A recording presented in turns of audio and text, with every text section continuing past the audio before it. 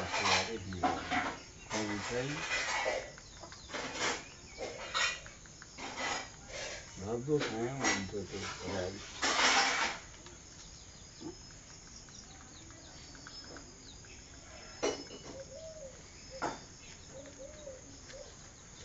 त्यो सानो खोलाको पारिपट्टि लागुङको उता त्यहाँ बस्थे फर्कुवानी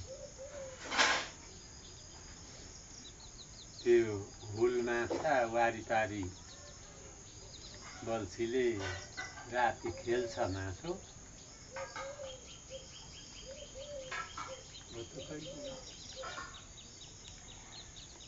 माछा धेरै नै हुँदो रहेछ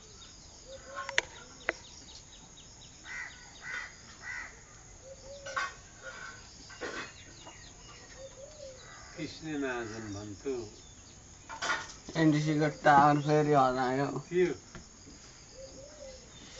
खोलामा जस्तो बढ्दो रहेछ पोखरीमा भन्थ्यो होइन अनि खोलामा उसको खुसीले खेलेर लेउ खाएर बसेको हुन्छ फेरि त्यो खोलाको पानी नै मलिलो राम्रो चिसो पानी हिमालदेखि बगेर आएको लेउ खान्छ यसको हाउजिङ नै मैले भेटाइन फुट्यो नि माछाले यो त अमी साउदेखि फुटेको अरे यो गोविन्दलाई अस्ति काठमाडौँबाट ल्याउँदै फुटाएको थियो यति बिरतासमा पाइन्छ यो खोल्दो रहेन रहेछ नटे सिस्टम र पो बलियो ए यो खोल्छ यो ठुल्ठुलो नफेर्दा पनि हुन्छ नि र त माछा सानो सानो ठुल्ठुलो अलि ठुलो माछाले खाइहाल्छ सानो पनि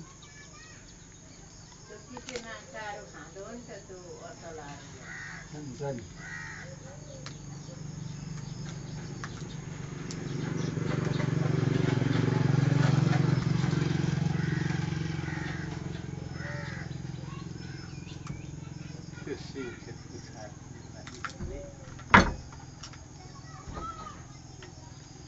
बाम माछा त्यही हो मैले देखेँ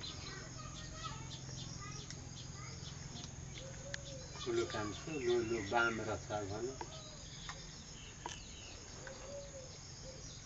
अनि फर्से माटाको चप्परी बोकेर आउँदै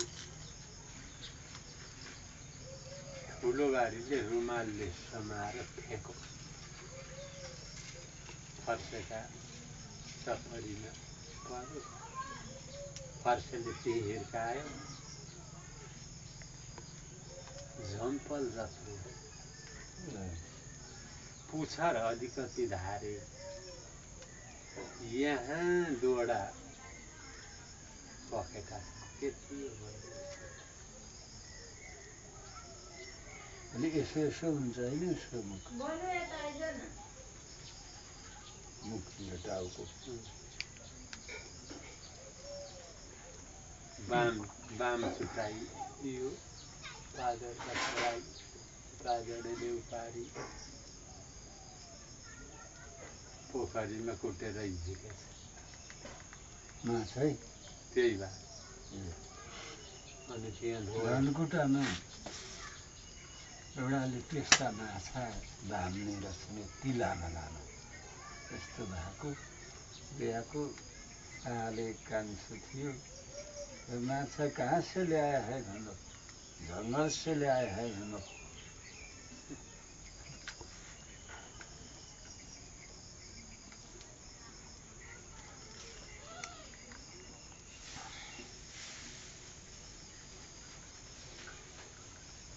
माथि कृषि थोकमा त जति राखेका हुन्छन् बेच्नलाई दाममा चाहिँ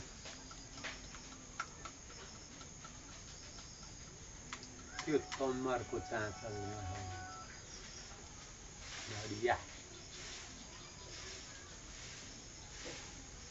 खबक बस्ती यसो गरौँ तिमी औँला जस्ता माछा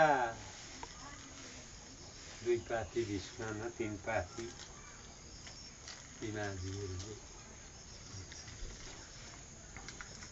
माझीको कामै त्यति त्यो दिल्ली रामका घर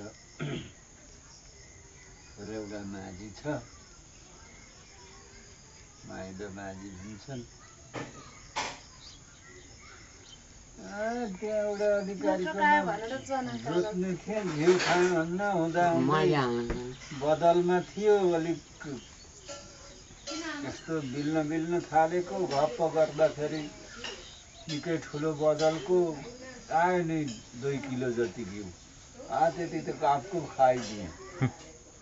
खानु पर्दा 12 महिना चिउरा सक्छु म भन्छ।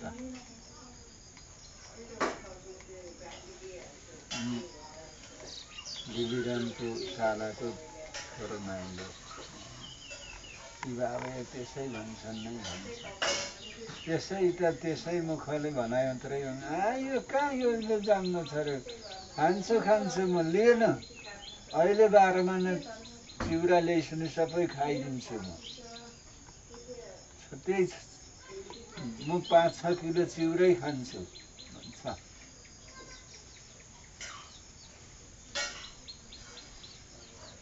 पानीमै सक्दैन बाख्रा जस्तो छन् भन्छ त्यो भाडाले।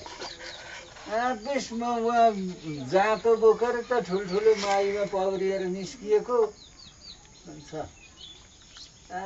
के को बाख्रा जस्तो पानी देखेपछि पर फुरिन्छन् उसै।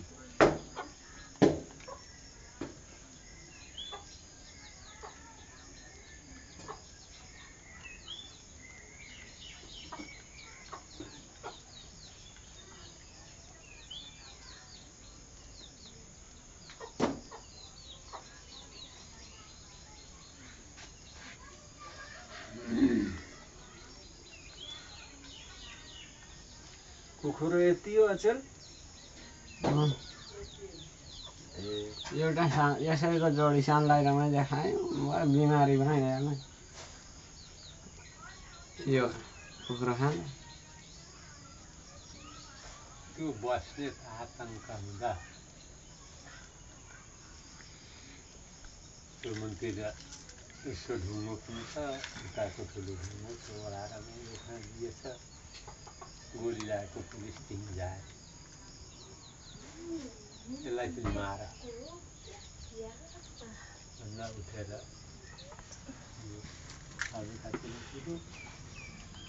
सबै पुग्यो। त्यसको खुन बिग्रियो। कहाँको त छ मान्छे? गोडतोलाले आउँदैन। त्यसैको भाइ छोरो के हो। अनि मलेरियाले खुन लगो विराटनगरले जाँच गराउँदी टुङ्गा लाउन सकेन। अनि हेलिकप्टर आयो है, डेरेबारीमा बस्यो। त्यहाँबाट फेरि उठेर गयो, त्यही बस्न सकेन। अनि बस्ने फेरेर एकछिनमा पुग्यो।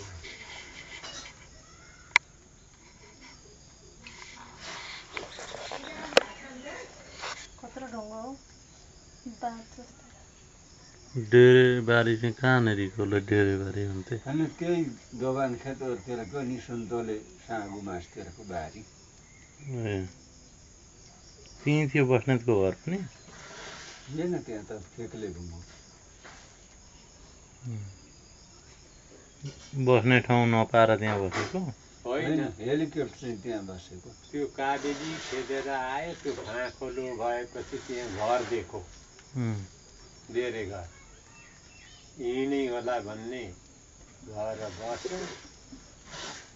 अनि माथि कान्छा मामाहरू, वाकेका छोराहरू कुन झरे।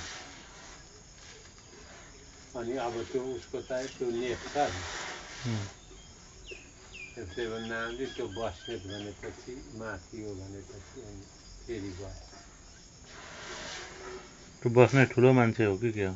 होइन, त्यो बिमारी भएकाले। त्यो खुन मलेरिया भनेको मलेरिया होइन भएर आफै आएको। विराटनगरदेखि कम्मर खेदेर आयो होइन। अनि कम्मर छोडेर काबेली लाग्यो। खाली खोलो हिँड्दो रहेछ नि, यो हिँड्दैन। होइन, खोलोबाट मात्रै पत्ता लाग्छ नि। खोलोबाट मात्रै पत्ता लाग्छ नि। हेलिकप्टर त तलै हिँड्छ नि त, प्लेन चाहिँ माथि।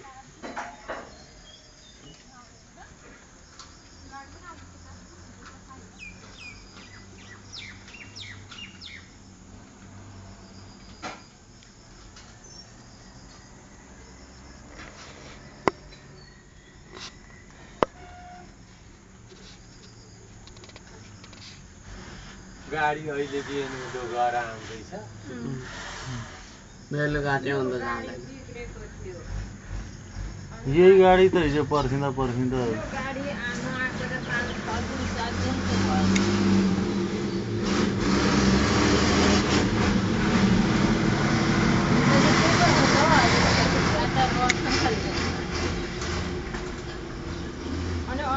त्यो हिजो बाटामा भएको यही गाडी हो। यही हो।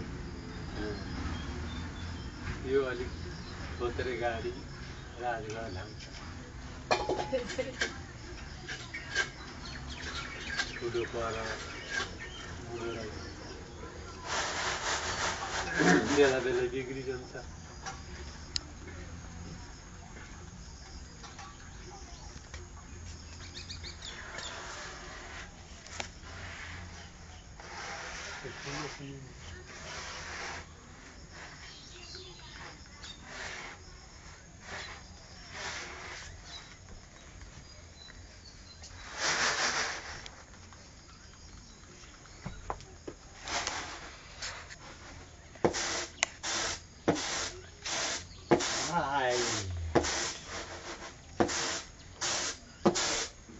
अलिकति पानी खाउँछु नखाउँ।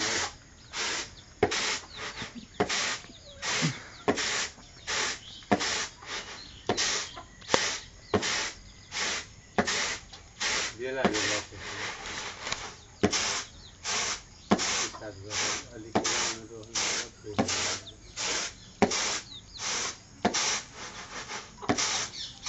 कस्तो लाग्छ।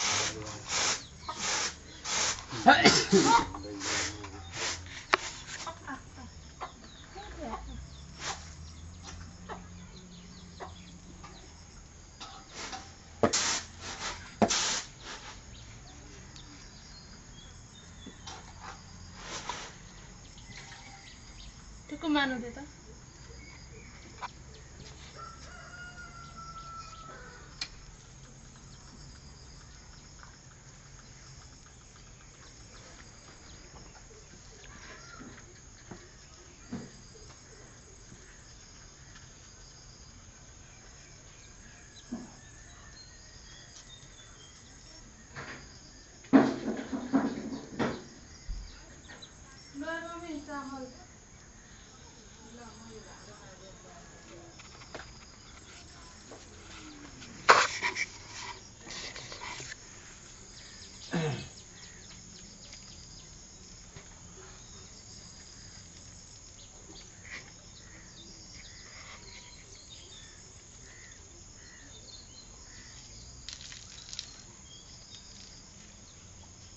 यो मोबाइल पनि मुगो कुमारसित नै यस्तै छ। N70 भन्दा यो मुगो कि N70 मुगो? त्यो मुगो अलिकति ठुलो हुँदो रहेछ स्क्रिन यसको। अस्ति N70 सित गएको रहेछ।